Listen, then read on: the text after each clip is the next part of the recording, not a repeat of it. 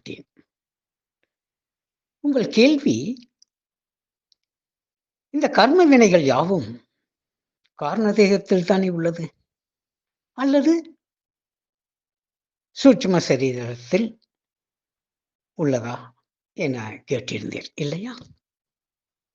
முக்கர்மா, 3 தேகங்கள் இதில் வெளிப்படுகிறது என்றால், பிராரப்த கர்மா இந்த தூல உடல் மூலமாக இந்த உலகம் உடல் வாழ்க்கையில் வெளிப்பட்டு அனுபவிப்பது பிராரப்த வினை.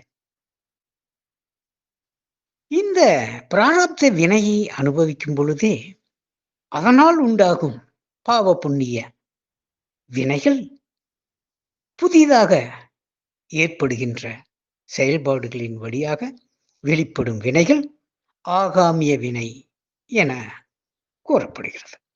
இந்த ஆகாமிய வினை ஐம்புலன் வழியாகவும் மனதின் குணத்தின் வழியாகவும் அறிவின் மூலமாகவும் வெளிப்பட்டவை அது காரண தேகத்தில் ஒடுங்குகிறது.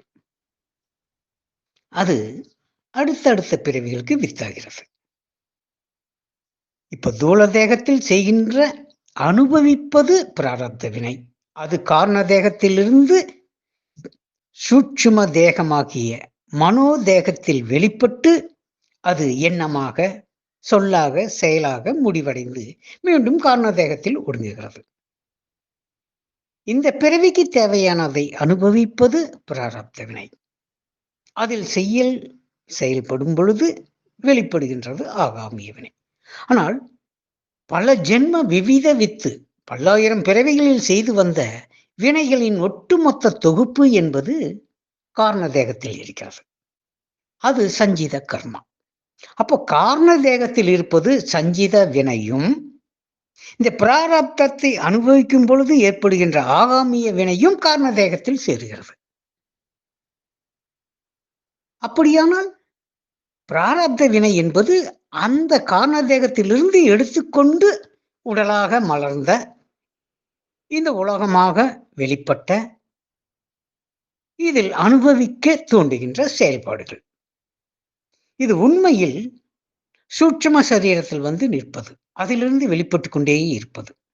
ஆகவே பிராரப்த வினை என்பது இந்த உடலில், இந்த கருவினையில், இந்த சூட்சும சரீரத்தில், இந்த புலன்கள் மூலமாக, மனதின் மூலமாக, குணங்களின் வழியாக, அறிவின் வழியாக செயல்பாட்டுக்குள் வந்தது.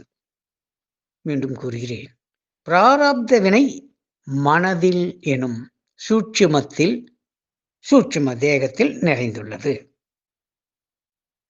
ஆனால் இந்த மனதின் மூலமாக, உடலின் மூலமாக செயல்படும் போது வருகின்ற ஆகாமிய வினை மனதில் தங்குவதில்லை. காரண தேகத்தில், 3வது தேகமாகிய காரண தேகத்தில் ஒடுங்கி அது சஞ்சித கர்மாவோடு சேர்ந்து அடுத்த பிறவிக்கு தயாராகிறது.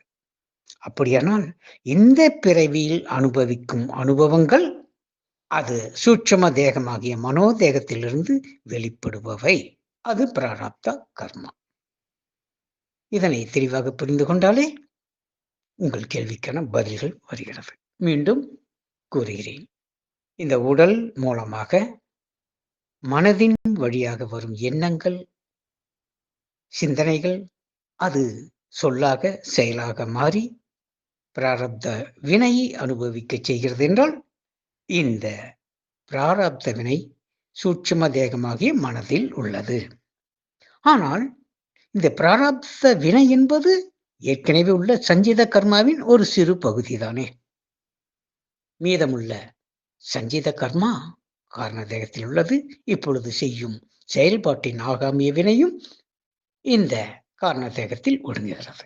ஆனால் இந்த குண்டலினி எனும் அற்புதமான மூல அக்னி அது யோக அக்னியாக மாறி ஞான அக்னியாக ஞானத்தில் வெளிப்படும் பொழுது இந்த முத்தேகங்களும் 3 தேகங்களும் முக்கர்மங்களும் ஆகாமிய, சஞ்சிதம், பிராரப்தம் 3ம் காலத்தால் அழிந்து போகிறது.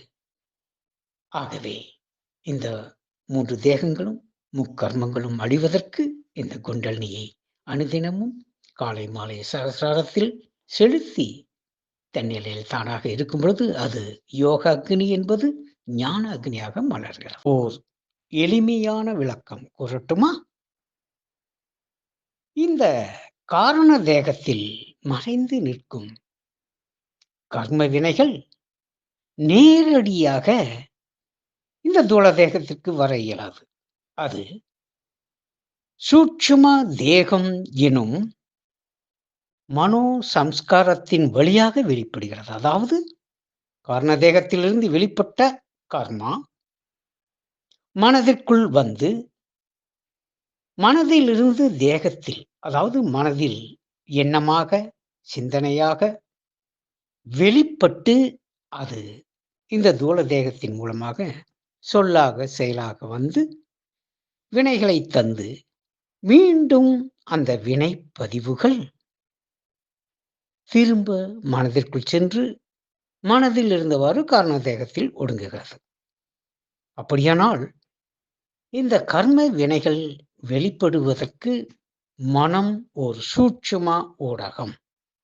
அதிலிருந்து வெளிப்பட்டு தூல தேகத்தில் செயலாக்கம் புரியும் பொழுது இந்த தூல தேகமும் ஒரு ஊடகமாக பயன்படுத்தப்படுகிறது. இவையெல்லாம் ஆத்மா எனும் அரசனுக்கு நிவேதனம் செய்யப்படுகிறது. ஆகவே அப்பொழுது இந்த ஆத்மன் அனுபவிக்கும் நிலையில் இருந்தால் ஜீவன், சாட்சி மாத்திரமான நிலையில் இருக்கும் பொழுது ஆத்மன். இதை நாம் தெளிவாக புரிந்து கொண்டால் இந்த சஞ்சித கர்மா வேறு எங்கோ இருப்பதாக எண்ண வேண்டாம். அது காரண தேகத்தில் உள்ளது.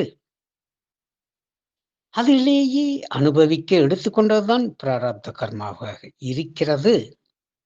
இந்த பிராரப்த கர்மாவை அனுபவிக்கும் பொழுது ஆகாமிய வினை உண்டாகிறது அல்லவா? அந்த ஆகாமிய வினை தூல சரீரத்தின் மூலமாக செயலாக்கம் புரிந்து அதன் சூட்சுமத்தன்மை சூட்சும தேகத்திற்குள் நுழைந்து அது இன்னும் நுட்பமடைந்து காரண தேகத்துக்குள் ஒளி புள்ளியாக பதிவாகி விடுகிறது. ஆகவேதான் இந்த குண்டலினி யோகியானவன் இந்த 3 தேகங்களையும் ஒழிக்க வேண்டியதாக இருக்கிறது. வேறு எந்த யோகத்தாலும் இது சாத்தியமில்லை. இந்த குண்டலினி யோகத்தால் மட்டுமே தூல தேகத்தை விலக்கி சூட்சும தேகமாகிய மனோதேகத்தை ஒடுக்கி காரண தேகத்தை கலைந்தெறிதல் வேண்டியதாக இருக்கிறது. அப்பொழுதுதான் பிறவி தீருகிறது. ஆகவே இந்த கர்ம வினைகள் வெளிப்படுவதற்கான ஊடகமாக சூட்சும ஊடகம் மனமாகவும் தூல ஊடகம் இது இந்த உடலாகவும் இருக்கிறது. உலகாக வாழ்க்கையாக வெளிப்பட்டு ஒடுங்குகிறது என்பதை நினைவில் கொள்ளுங்கள். எனது அன்பு நிறை அருளாசிர் நன்றி செய்க. நலமே பெறுக.